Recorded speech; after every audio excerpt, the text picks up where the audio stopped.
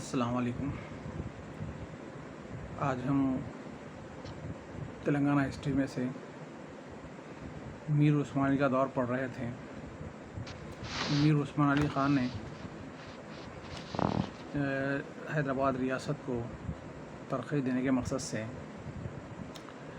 کئی مرحلوں میں الگ الگ شعبوں میں اصلاحات لائی تھی اور بہت سارے کمپنیز، صنعتیں اور کئی شعبوں کا قیام عمل میں لایا تھا، جس میں سے ہم پچھلی کلاس میں پہلا مرحلہ کا دور پڑھے تھے جو 1870 سے لے کر 1919 تک کا دور رہا ہے۔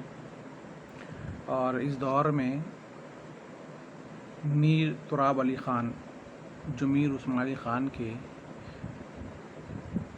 آصف جائی دور کے دیوان تھے، جس کو وزیر اعظم بھی کہا جاتا ہے، میر تراب علی خان نے 3 آصف جائی حکمرانوں کے ماتحت کام کیا تھا بطور ایک دیوان، یا یوں کہیے وزیر اعظم کی حیثیت سے۔ انہوں نے بہت سے بڑے پیمانے پر اصلاحات کی تھی۔ پچھلی کلاس میں ہم لوگوں نے پڑھا تھا، ہر شعبے میں انہوں نے اصلاحات کی تھی، چاہے وہ کسی سماج سے جڑا ہوا اور حکومت سے جڑا ہوا جتنے بھی شعبے تھے، جیسے تعلیمی شعبہ، صحت عامہ کا شعبہ، جیسے پولیس کا شعبہ، عدلیہ کا شعبہ اور مالیہ شعبہ، یعنی کہ وزیر فائنانس ڈپارٹمنٹ میں بھی انہوں نے اصلاحات کی تھی۔ تو ان کی اصلاحات کی وجہ سے حیدرآباد ریاست بہت ہی ترقی یافتہ رہی ہے، جدید دور سے جڑنے میں مدد ملی ہے ان کی اصلاحات کی وجہ سے۔ تو میرا یہ کہنے کا مطلب یہ کہ پہلا مرحلہ جو رہا ہے 1870 سے لے کر 1919 کا یہ ادوار، اس میں پہلے مرحلے میں سالار جنگ اول میر تراب علی خان جو 1853 عیسوی سے لے کر 1883 عیسوی تک دیوان کے عہدے پر فائز رہے، اور ان کے دیوان کے زمانے سے شروع ہوتی ہے 1853 عیسوی سے، تو جس میں بڑے پیمانے پر معیشت کے ساخت کو بہتر بنانے کے لیے اقدامات کیے تھے انہوں نے، یعنی کہ حیدرآباد ریاست کی معاشی حالت کو بہتر کرنے کے لیے اور حیدرآباد ریاست کو معاشی طور پر مستحکم کرنے کے لیے آپ کے میر تراب علی خان نے بہت سارے اقدامات کیے تھے۔ انہی اقداماتوں کا نتیجہ تھا کہ آصف جائی خزانے میں زر آنے لگا، پیسہ آنے لگا۔ یہ جو ہے میر تراب علی خان جو ہے حیدرآباد میں صنعتوں کی ابتدا کا دور تھا، کیونکہ انہی کے دور میں صنعتوں کا ابتدائی دور تھا۔ بیک وقت زرعی اصلاحات، مالیاتی ترقی اور انتظامیہ کی طریقہ کار میں فروغ کا منصوبہ بنایا گیا تھا۔ یہ ایسے شعبے تھے جو میں بتاؤں گا، زراعت میں اصلاحات کی تھی انہوں نے، مالیاتی شعبے میں اصلاحات کی تھی، مالیاتی شعبے کو ترقی دی تھی، اور انتظامیہ کے طریقہ کار میں کو بھی فروغ دیا تھا۔ تو دوسرے سماجی کام جیسے کہ جدید تعلیم کی ترقی کے لیے بنیادی ڈھانچہ فراہم کیا تھا، بنیادی ساخت بنائی تھی، بنیادی ڈھانچہ فراہم کیا تھا میر تراب علی خان۔ تو یہ بات تو واضح ہو جاتی ہے کہ انہوں نے حیدرآباد ریاست کو اور آصف جائی سلطنت کو مستحکم کرنے کے لیے تمام شعبوں میں اقدامات کیے تھے۔ تو اس کی خاص بات یہ رہی کہ حمل و نقل اور تجارت اور زراعت کو ترقی دی تھی۔ کسی بھی ریاست کی ترقی کا انحصار معیشت پر ہوتا ہے، اور معیشت کا انحصار تجارت پر ہوتا ہے، تجارت کا انحصار حمل و نقل پر ہوتا ہے، اور یہ شعبے جو ہے حمل و نقل کا شعبہ ہوندے یا تجارت کا شعبہ ہوندے، اس کو ترقی دینا ہر حکومت کا اولین ترجیح ہوتی ہے۔ تو آصف جائی دور میں میر تراب علی خان جو بطور دیوان تھے، وزیر اعظم تھے، انہوں نے سب سے پہلے حمل و نقل کے شعبے کو بہتر کیا اور تجارت کے شعبے کو بہتر کیا، جس کی وجہ سے مالی شعبے میں بہتری آنی شروع ہوئی تھی۔ مراٹھواڑہ میں کپاس کی پیداوار اور تلنگانہ میں تیل کے بیج کی پیداوار کے لیے پبلک سروس ڈپارٹمنٹ کی کوشش رہی ہے، یعنی پبلک سروس کمیشن، جس کو PWD بھی کہا جاتا ہے، پبلک ورک ڈپارٹمنٹ کہا جاتا ہے، جس کو اردو میں اگر ہم ٹرانسلیشن کریں پبلک ورک ڈپارٹمنٹ کہا جاتا ہے۔ تو یہ جو ہے مرٹواڑہ میں اس وقت جو کپاس کی پیداوار زیادہ ہوتی تھی، اور تلنگانہ کے علاقے میں بھی تیل کی بیجوں کی پیداوار ہوتی ہے، جیسے سن فلاور کی ہے، جیسے آپ مونگ پھلی ہے، ایسے بہت سارے، جیسے رنڈی کے پھل ہے، رنڈی کے بیج ہے، ان سے جو ہے تیل کی پیداوار میں اضافہ ہوتا ہے۔ اس کے علاوہ آپاشی کو بھی اس مرحلے میں مدد ملی تھی۔ انہوں نے خاص کر کے زراعت کو ترقی دینے کے لیے آپاشی شعبے پر بھی توجہ دی تھی۔ آبپاشی کے ذریعے سے، نہروں کے ذریعے سے، تالابوں کے ذریعے سے پانی جو ہے زراعتی زمین تک، جہاں زراعت کو بہتر بنانے کے لیے پانی کے پہنچانے کا ذریعہ بھی انہوں نے اس میں تبدیلی لائی تھی، اس میں کئی اقدامات کیے تھے۔ اس کے علاوہ حیدرآباد گوداوری سے منجمد ریلوے لائن جو 1899 عیسوی کو کھولے جانے کی وجہ سے سوت اور اس سے تعلق رکھنے والے کٹنگ اور پرورنگ ملوں کو بھی قائم کرنے میں مدد ملی تھی۔ یعنی کہ 1899 عیسوی میں میر تراب علی خان نے حیدرآباد ریاست کو ڈیولپ کرنے کے لیے ریلوے لائن کا جال بچھایا تھا، ریلوے لائن کا افتتاح کیا تھا، اور اس کے ذریعے سے جو ہے خام مال ایک جگہ سے دوسری جگہ جاتا تھا۔ جیسے آگے بتلایا گیا ہے کہ سوت اور اس سے تعلق ہونے والے کٹنگ وغیرہ کے جو بھی خام مال ہوتا تھا وہ ایک جگہ سے دوسری جگہ منتقل کرنے کے لیے ریل کا استعمال کیا جاتا تھا۔ اس دور میں ریشم، قالین اور دوسری چھوٹی صنعتوں کو فروغ ملا ہے۔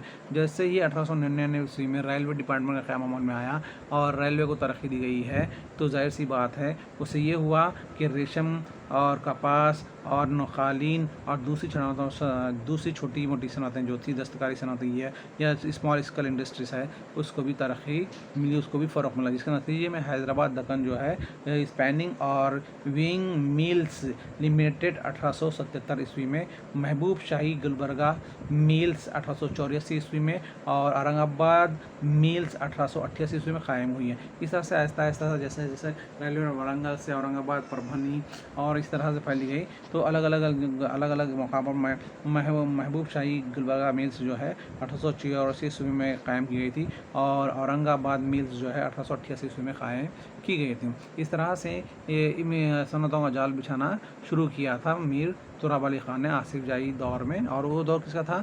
آپ کے میر عثمان علی خان کا دور تھا۔ اس طرح سے انہوں نے حیدرآباد ریاست کو ترقی دی تھی۔ اور علاوہ ازیں ریلوے لائن ورنگل سے سنگارینی کے کھلنے کی وجہ سے زیادہ کوئلہ نکلنے میں مدد ملی ہے۔ یعنی کہ ورنگل سے سنگارینی جو علاقہ ہے آندھرا کا، اس علاقے میں جہاں کوئی سنگارینی جو علاقہ ہے آندھرا کا نہیں ہے، تلنگانہ، ابھی بھی تلنگانہ کے حصے میں آتا ہے، تو اس وقت جب آندھرا پردیش مل گیا تھا تو وہ سنگارینی مل ورنگل سے لے کر سنگارینی مل تک ریلوے لائن بچھائی گئی ہے، اور اس ریلوے لائن کی وجہ سے یہ ہوا ہے سنگارینی سے کوئلہ جو نکلتا تھا دور دراز مقامات کو بھی پہنچانے میں مدد ملی تھی، اس سے کوئلے کے نکالنے میں بھی مدد ملی تھی۔ 1901 عیسوی میں مختلف قسم کے 68 بڑی صنعتیں قائم ہوئی ہیں۔ یعنی کہ 1901 عیسوی میں حیدرآباد ریاست میں محبوب میر عثمان علی خان کے دور میں تقریباً 68 صنعتیں، چھوٹی بڑی صنعتیں ملا کر تقریباً 68 صنعتوں کا قیام عمل میں لایا تھا۔ اوسطاً روزانہ جو ہے 10 اور اس سے زائد مزدوروں کو روزگار فراہم ہوتے تھے۔ اوسطاً اگر آپ پکڑیں گے تو 10,000 سے لے کر اس سے زائد لوگوں کو جو ہے ان صنعتوں کے ذریعے روزگار فراہم کرنے کا ذریعہ بنے تھے، روزگار کا ذریعہ بنے تھے۔ 1920 اور 1921 تک جو ہے صنعتوں کے قیام میں اضافہ ہوا ہے۔ اس کے بعد جو آہستہ 1901 میں تو یہ صنعتوں کا جال بچھا دیا گیا تھا، لیکن آتے 20 سال تک 1920 سے 1921 سے جو ہے کئی صنعتیں قیام عمل میں لائی گئی ہیں۔ 121 سے جا کر 200 تک بڑھ گئی تھی، یعنی کہ 121 صنعتوں سے جا کر 200 صنعتیں قائم ہو گئی تھی۔ اس صنعتوں کے قیام سے ہوتا کیا ہے کہ یا تو لوگوں کو روزگار فراہم ہوتے ہیں، اور لوگوں کی معاشی حالت بہتر ہوتی ہے، اور خام مال کا کھپت ہوتی ہے، اور تیار شدہ اشیاء بازار میں آتی ہے، جس سے تجارت کو بھی فرق ملتا ہے، تجارت و کامرس کو بھی فرق ملتا ہے۔ تو ظاہر سی بات ہے، اس سے یہ ہوتا ہے کہ یہ تبدیلی جو ہے، تجارتی تبدیلی جو ہے وہ آپ کو حکومت کی معاشی حالات کو مستحکم کرنے میں مددگار ثابت ہوتی ہے، حکومت کے خزانے کو مضبوط کرنے میں مددگار ہوتی ہے، اور ورکرز جو ہے 24,000 سے لے کر 24,317 سے لے کر آپ کے 32,857 تک ورکر کی ڈیمانڈ بڑھ گئی تھی۔ اس طرح سے روزگار کے موقع فراہم ہوئے تھے۔ اس کے بعد دوسرا مرحلے میں بھی وہی ہے کہ آصف جائی حکومت نے صنعتوں کو اداراجاتی اور امدادی فراہم کرنے کا اقدام کیا تھا۔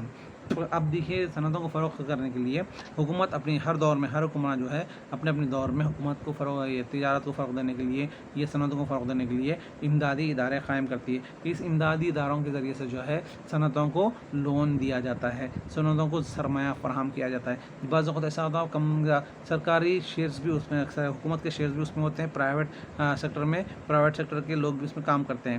تو اس سے یہ ہوتا ہے کہ حکومت جو ہے ان کو مالیہ فراہم کرنے کی وجہ سے ان کی صنعتوں کی معاشی ترقی میں اضافہ ہوتا ہے. مالی اور ٹیکنالوجی کی مدد سے مقامی صنعتوں کو جو ہے چھوٹے اور بڑے پیمانے پر فروغ حاصل ہوا ہے. جب میر عثمان علی خان نے صنعتوں کو فروغ دینے کے مقصد سے مالیاتی ادارہ قائم کیا تھا اور مالیاتی ادارے سے چھوٹی ہو یا بڑی ہو صنعتوں کو قرض دیا جاتا تھا, تو اس سے یہ ہوا کہ چھوٹی صنعتوں کو بھی فروغ حاصل ہوا اور بڑی صنعتوں کو بھی فروغ حاصل ہوا. تو ظاہر سی بات ہے اس سے یہ بات ہوئی کہ حکومت بھی میر عثمان علی خان کی جو آصف جاہی سلطنت رہی ہے وہ بھی لوگوں کے روزگار کے تعلق سے اور صنعت کو فروغ دینے کے تعلق سے بہت ہی دلچسپی رکھتی تھی اور اس میں حصہ داری بھی لیتی تھی. اس طرح سے حیدرآباد ریاست میں صنعتوں کا جال بچھنا شروع ہو گیا تھا. جیسے کہ صنعتی لیبارٹری جو 1919 عیسوی میں قائم عمل میں آیا تھا, جو ریسرچ کا کام کرتی تھی, یعنی کہ ایک صنعتی لیبارٹری قائم ہوئی تھی جو 1919 میں قائم ہوئی تھی, جو صنعتوں کے قیام اور ریسرچ کے کام میں مددگار ثابت ہوتی ہے, یہ لیبارٹری. اس کے علاوہ علیحدہ محکموں میں بھی جو ہے آپ کو کیا بولتے ہیں علیحدہ محکمے جیسے کامرس اینڈ انڈسٹریز کا قیام جو ہے 1918 عیسوی میں عمل میں آیا تھا. اس طرح سے پہلے تو ایک لیبارٹری قائم ہوئی تھی 1919 عیسوی میں, اس سے پہلے کہ کامرس اینڈ انڈسٹریز بول کے ادارہ قائم ہوا تھا, یہ 1918 عیسوی میں قائم ہوا تھا. تو اس سے یہ ہوتا ہے صنعتوں کو فروغ ملتا ہے. جیسے حیدرآباد کی صنعتوں کی تاریخ میں 1929 کا سال اہم مانا جاتا ہے, اہم پہچانا جاتا ہے, کیونکہ 1929 یعنی کہ دور شروع ہوتا ہے 1870 سے. 1870 سے لے کے 1929 تک آنے تک جو ہے حیدرآباد جو ہے صنعتی طور پر بہت ترقی یافتہ ہو جاتا ہے, صنعتوں کا جال بچ جاتا ہے.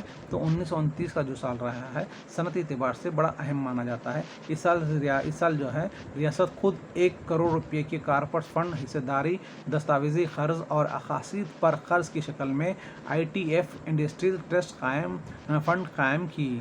یعنی کہ اس طرح سے اس سال جو ہے خود 1 کروڑ روپے کی کارپوریٹ فنڈ کے ذریعے سے حصہ داری صنعتوں میں حصہ داری لیتے ہوئے قرض اور اقساط پر قرض دیتے ہوئے ایک ادارہ قائم کیا تھا, ITF انڈسٹریل ٹرسٹ فنڈ قائم کیا تھا. یعنی ITF قائم کرنے کا مقصد یہ ہوتا ہے صنعتوں کو فروغ دینے کے مقصد سے یہ ادارہ قائم کیا گیا تھا, اور یہ ادارہ جو ہے کمپنیوں کو چھوٹی ہو یا بڑی صنعتوں کو مالیہ فراہم کرتا تھا. اس سرمایہ کو بڑی صنعتوں کے قیام پر خرچ کیے. اس سرمایہ سے حاصل ہونے والی آمدنی کو گھریلو اور چھوٹی صنعتوں کو فروغ, ریسرچ کی ہمت افزائی, طلبہ کی ٹریننگ دینے, اسکالرشپ کے ذریعے اور تاجروں کو امداد دینے تاکہ اشیاء کی پیداوار کی طریقہ کار کو بہتر بنا سکے.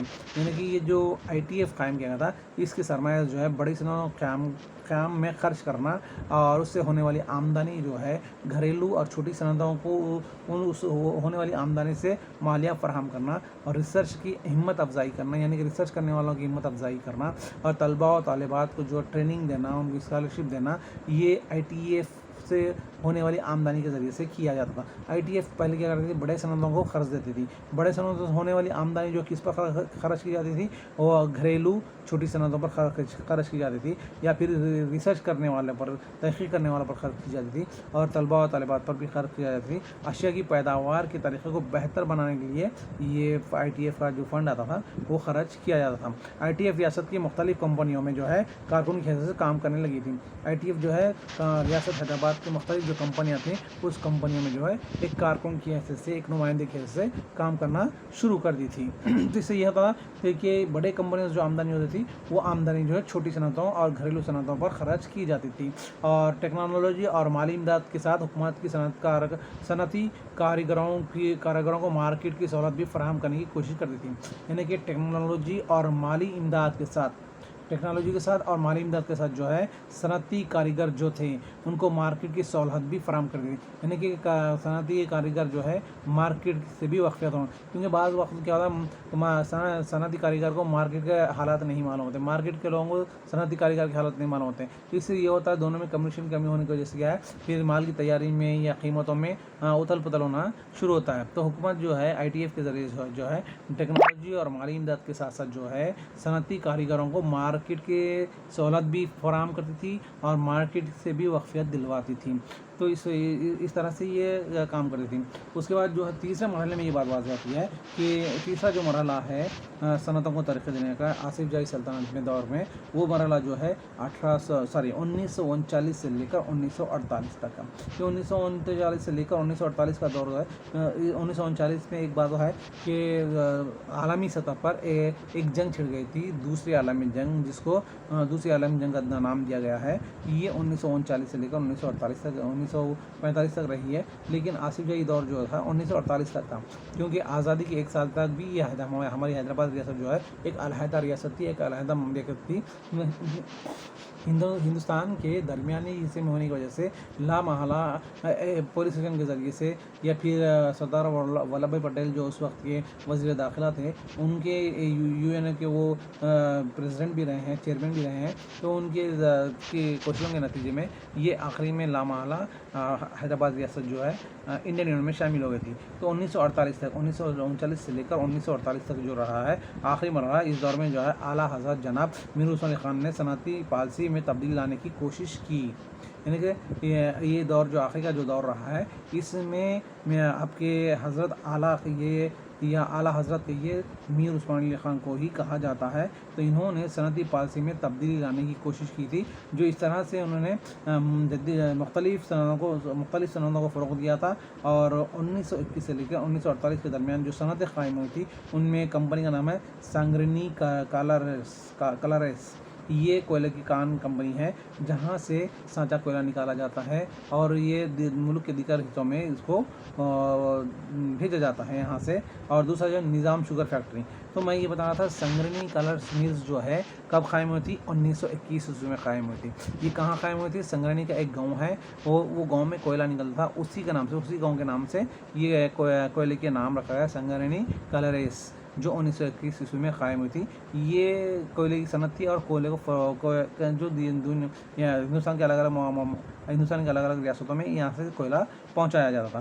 دوسرا جو ہے میر عثمان علی خان نے نظام شوگر فیکٹری قائم کی تھی۔ نظام شوگر فیکٹری قیام عمل جو ہوا تھا 1937 میں 1937 میں اس کا قیام عمل میں آیا تھا۔ اور اس کے بعد آلوین میٹل ورک یعنی نظام شوگر فیکٹری جو ہے دوسری سب سے بڑی فیکٹری تھی، اور یہ شوگر فیکٹری جو ہے آپ کے تلنگانہ کے ضلع نظام آباد کے ایک علاقہ ہے، تعلقہ ہے جس کو بودھن کہا جاتا ہے، بودھن میں یہ فیکٹری قائم ہوئی تھی 1937 میں۔ اور یہاں کی شوگر جو ہے دنیا کی دیگر ممالک میں بھی پہنچائی جاتی تھی، اور ہندوستان کے دیگر علاقوں میں بھی یہاں کی شوگر ریل کے ذریعے سے، کیونکہ ریلوے لائن بھی بچھا دی گئی تھی 1899 میں، تو یہاں سے ریل کے ذریعے سے ہندوستان کی دیگر علاقوں میں، دیگر ریاستوں میں بھی یہاں کی نظام شوگر فیکٹری کی شوگر پہنچائی جاتی تھی، یہاں تک کہ دوسرے مملکت کو بھی یہاں کی شوگر فیکٹری کی شوگر پہنچائی جاتی تھی۔ تو یہ نظام شوگر فیکٹری قائم ہوئی تھی 1937 میں۔ اس کے بعد آلوین میٹل ورک بولتی ہے کمپنی قائم ہوتی، جو 1982 میں 1942 میں یہ کمپنی قائم ہوتی، یعنی کہ میٹل ورک کو آگے بڑھانے میں، دھات کے اوزاروں کو آگے بڑھانے میں یہ فیکٹری اہم رول رہا تھا۔ اس کے بعد پرگا ٹولز بول کے ایک فیکٹری قائم ہوتی، یعنی کہ یہ دھاتوں سے جو ہے ٹولز یعنی کہ اوزار بنائے جاتے تھے۔ یہ فیکٹری کا قیام عمل میں کب آیا تھا؟ 1943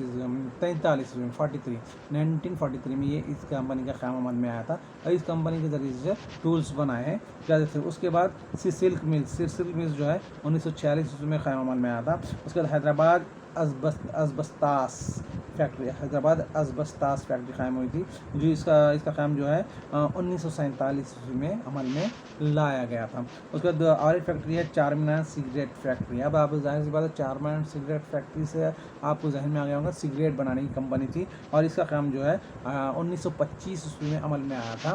یہ جتنا دور بتایا جا رہا ہے وہ سارا کا سارا میر عثمان علی خان کا دور رہا ہے۔ تو 1925 میں جو ہے چار مینار سگریٹ فیکٹری کا عمل میں آیا تھا۔ اس کے بعد وزیر سلطان تمباکو کمپنی کا قیام عمل میں آیا۔ تو یہ جو عمل میں آیا 1930 میں وزیر سلطان تمباکو کمپنی کا قیام جو ہے 1930 میں عمل میں آیا تھا۔ اس کے بعد کارخانہ زندہ دل اسمارٹ، یہ بھی ہے ہمیں آج تک بھی یہ زندہ دل اسمارٹ جو ہے ہر مرض کی دوا کہی جاتی ہے۔ تو زندہ دل اسمارٹ کا بھی جو ہے کارخانہ قائم ہوا تھا 1920 میں، جو آج تک چل رہا ہے۔ اور اعظم جاہی ملز ورنگل میں قائم ہوئی تھی 1934 میں۔ اعظم جاہی ملز جو ہے یہ 1934 میں قائم ہوئی تھی۔ اور دکن فضائیہ لمیٹڈ یعنی ایئر لائنس دکن فضائیہ لمیٹڈ کا قیام عمل جو ہے 1945 میں عمل میں لایا گیا تھا۔ اس طرح سے میر عثمان علی خان نے الگ الگ دور میں الگ الگ ایئر میں فیکٹریاں قائم کرنی شروع کی تھی۔ اور اس کے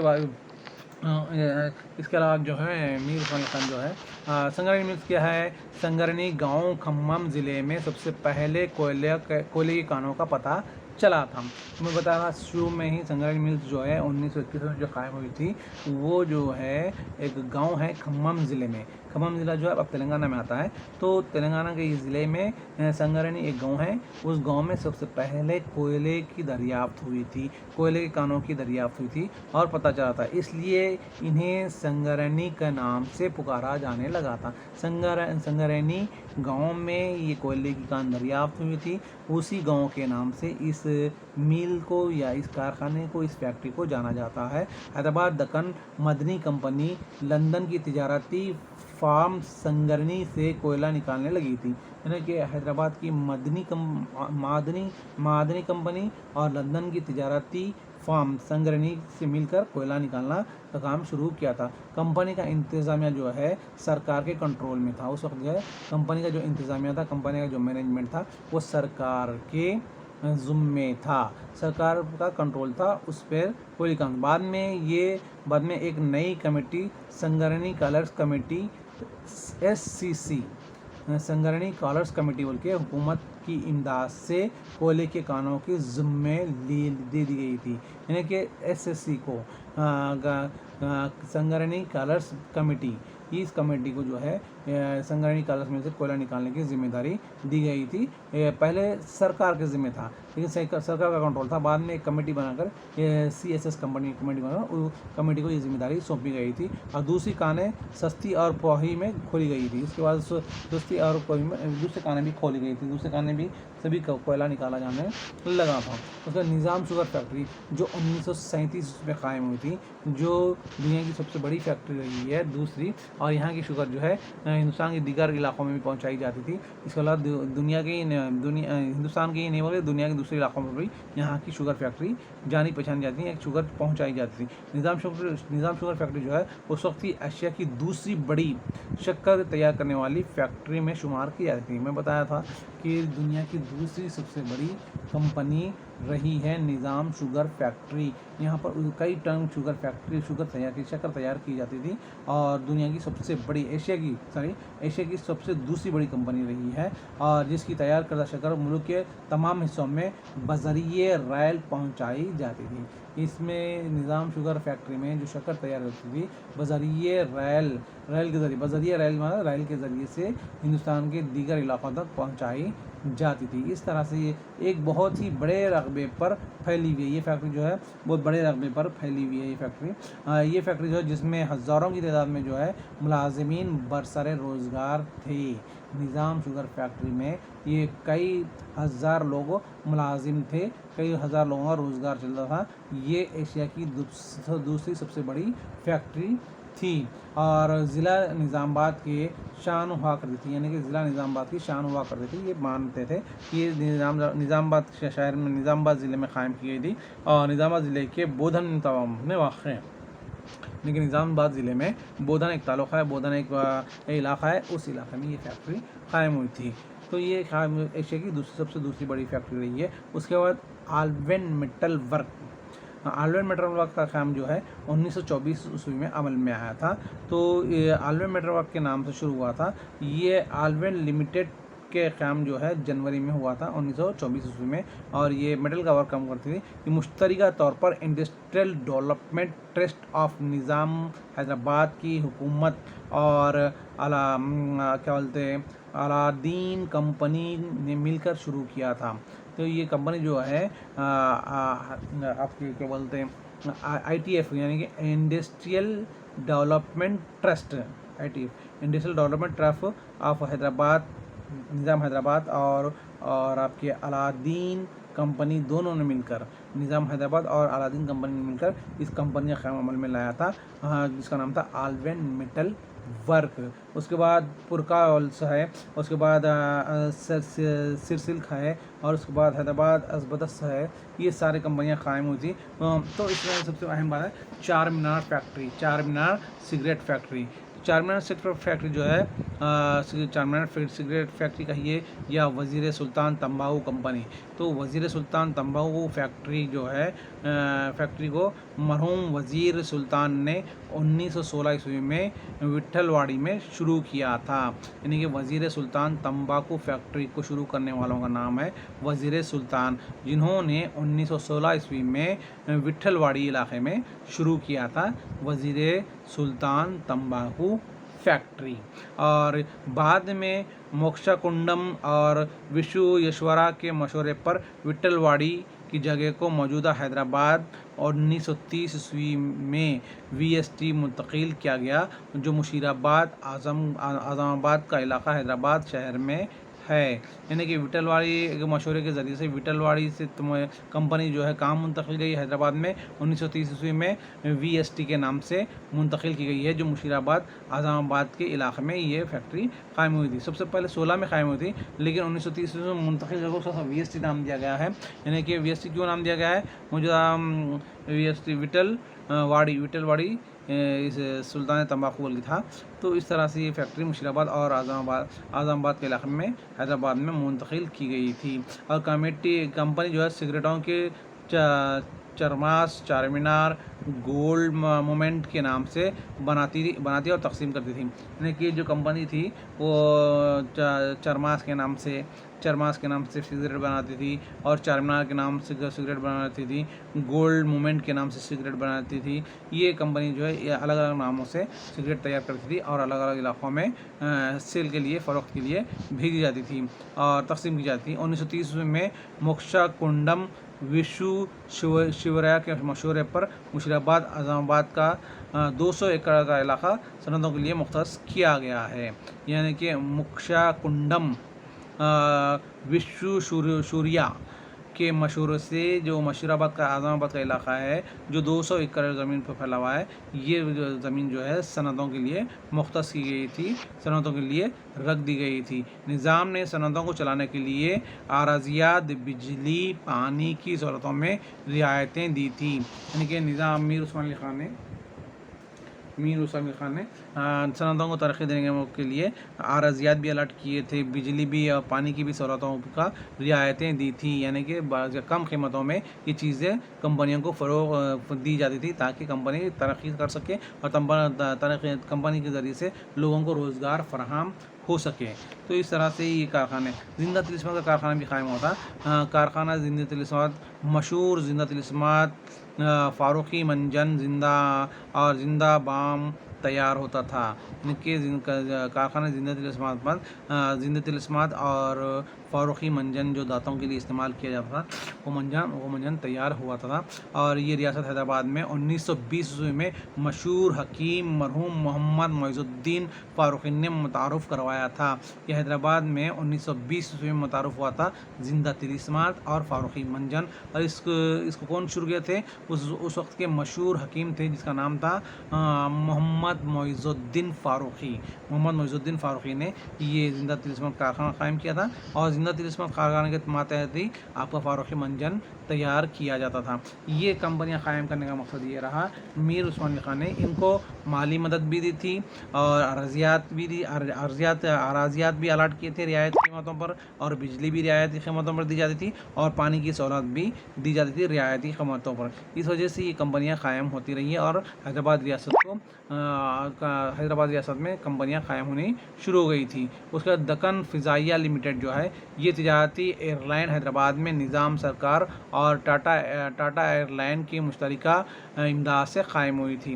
یہ تجارتی جو دکن فضائیہ لمیٹڈ جو کمپنی تھی، جو فضائیہ ادارہ تھا، وہ ادارہ نظام سرکار اور ٹاٹا ایئر لائن کی مشترکہ کمپنی رہی ہے، دکن کی فضائیہ لمیٹڈ۔ یہ دونوں مل کر یہ کمپنی شروع کی تھی۔ اس نے 3 جہازوں کا بیڑا اٹھایا، اور بعد میں 1953 عیسوی میں وہ جو ہے انڈین ایئر لائنس میں ضم ہو گئی۔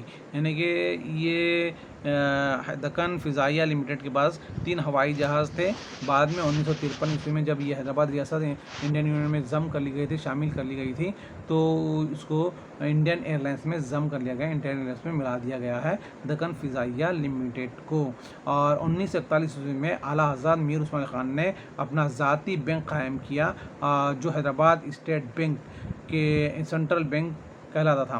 یعنی کہ 1941 عیسوی میں میر عثمان علی خان نے اپنے طور پر اپنا ذاتی بینک قائم کیا تھا، جس کا نام تھا Hyderabad state bank. Hyderabad state bank جو ہے حال میں جو ہے 2016 یا پھر 2017 میں حیدرآباد اسٹیٹ بینک کا نام بدل کر SBI رکھ دیا گیا۔ اس اسٹیٹ بینک آف انڈیا میں ضم کر لیا گیا ہو حیدرآباد اسٹیٹ بینک کو جو ہے ضم کر لیا گیا ہے اسٹیٹ بینک آف انڈیا میں۔ نہیں تو اس کو قائم کیا تھا میر عثمان علی خان نے قائم کیا تھا 1941 عیسوی میں۔ 1941 عیسوی میں یہ بینک قائم ہوا تھا، اور جو عثمانیہ سکے سے چلتا تھا، جو حیدرآباد اسٹیٹ کی کرنسی تھی۔ یعنی کہ یہ حیدرآباد اسٹیٹ بینک جو ہے عثمانیہ سکے سے چلتا تھا، جو حیدرآباد کی کرنسی تھی۔ یعنی کہ اس وقت جو ہے 1941 عیسوی میں ابھی ہم انڈین یونین میں شامل نہیں ہوئے تھے۔ انڈین یونین شامل نہیں ہونے کی وجہ سے میر عثمان علی کا سکہ الگ تھا، ان کی کرنسی الگ تھی۔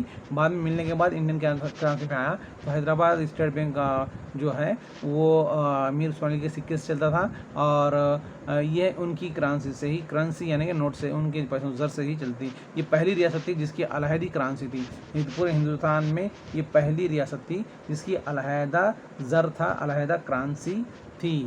ورنہ پورے جتنی ریاستیں تھیں وہ انڈین روپی سے ہی چلتی تھی، لیکن حیدرآباد کی الگ سے کرنسی تھی، اور ان کا الگ سا بینک تھا۔ حیدرآباد کا روپیہ ہندوستان کے روپیوں سے الگ تھا، یعنی کہ حیدرآباد کا جو روپیہ تھا، حیدرآباد کا جو سکہ تھا، وہ ہندوستانی روپیوں سے بالکل الگ تھا۔ برطانوی ہندوستان میں حیدرآباد ہی ایسی ریاست تھی جہاں کے حکمران کو اپنی کرنسی جاری کرنے کا حق تھا۔ یعنی کہ برطانوی ہندوستان میں اس وقت جو ہے برطانیہ دور چل رہا تھا، برطانیہ نے اقتدار سنبھال لیا تھا سارے ہندوستان پر، تو برطانوی ہندوستان میں حیدرآباد ہی ایک ایسی ریاست تھی جہاں پر ان کی اپنی کرنسی چلتی تھی۔ میر عثمان علی خان کی خود کی کرنسی چلتی تھی، باقی کے کوئی اسٹیٹ میں اپنی خود کی کرنسی نہیں تھی۔ واحد ایک ایسی ریاست تھی حیدرآباد جس میں صرف اور صرف انہی کا سکہ چلتا تھا، جبکہ سارے ہندوستان میں برطانوی حکومت کا سکہ چلتا تھا۔ اور 100 روپے کی نوٹ 1918 عیسوی میں جاری کی گئی تھی۔ 100 روپے کی جو نوٹ تھی 1918 عیسوی میں جاری ہوئی تھی، میر عثمان علی خان کے دور میں 1921 سے جاری کیا گیا تھا۔ اس طرح سے یہ ترقی دی گئی تھی حیدرآباد ریاست کو۔ اس کے علاوہ جدید تعلیم کا فروغ بھی ہے۔ انشاءاللہ میر عثمانیہ یونیورسٹی کے لیکچر میں کل عثمانیہ یونیورسٹی کا قیام کس طرح سے عمل میں آتا، اور جدید تعلیم کو کس طرح سے فروغ دیے تھے میر عثمان علی خان نے، کل کے لیکچر میں اس بات پر موضوع پہ بات ہوگی۔ تو آپ لوگ جو ہم لیکچر دے رہے ہیں، اور ہم جو ٹاپک آپ لوگوں کو سمجھا رہے ہیں، وہ اس کو آپ دوبارہ ریویژن کرنا، آپ کے پاس نوٹس ہیں، آپ کے پاس بکس ہے، تو اس کو پڑھتے رہیے، انشاءاللہ ایگزام میں سہولت ہوگی۔ تو کل کے موضوع کے لیے ہم جو ہے جدید تعلیم کے فروغ اور عثمانیہ یونیورسٹی کا قیام کس طرح سے عمل میں آیا تھا، تو یہ کل کے لیکچر میں انشاءاللہ اس پہ بات ہوگی، اس پر لیکچر ہوگا۔ اس کے بعد آپ کو سیکنڈ یونٹ میں جو ہے تلنگانہ میں سماجی، ثقافتی اور سیاسی بیداری کا دور، یہ سیکنڈ یونٹ ہے آپ لوگوں کو تلنگانہ ہسٹری میں، بڑا امپورٹنٹ ٹاپک ہے یہ بھی، اس پر بھی انشاءاللہ تفصیل سے بات ہوگی۔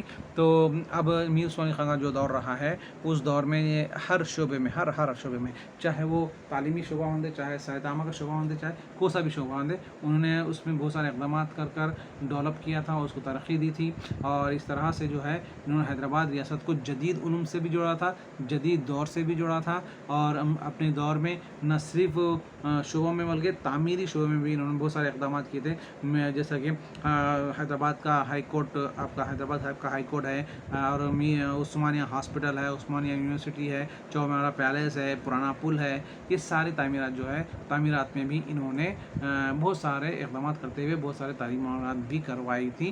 سارے پچھلے لیکچر میں اس بارے میں بات ہوئی تھی، انشاءاللہ کل کے لیکچر میں جو ہے حیدرآباد میں جدید تعلیم کا فروغ کس طرح سے ہوا ہے، اور میر عثمان علی خان نے عثمانیہ یونیورسٹی کا قیام میں عمل میں لاتے ہوئے تعلیم کو فروغ دیا تھا۔ یہ عثمانیہ یونیورسٹی ایکچولی جو ہے دنیا کی پہلی اردو یونیورسٹی تھی جو 1919 میں قائم ہوئی تھی۔ تو یہ اس یونیورسٹی کے بارے میں کل بات ہوئی۔ کل تک کے لیے انشاءاللہ اللہ حافظ۔ کل آپ لوگوں سے پھر ملاقات ہوگی ایک نئے موضوع کے ساتھ، ایک نئے لیکچر کے ساتھ، اور ایک نئے لیکچر کے ساتھ ہم کل بات کریں گے اس بارے میں انشاءاللہ۔ ٹھیک ہے، اللہ حافظ۔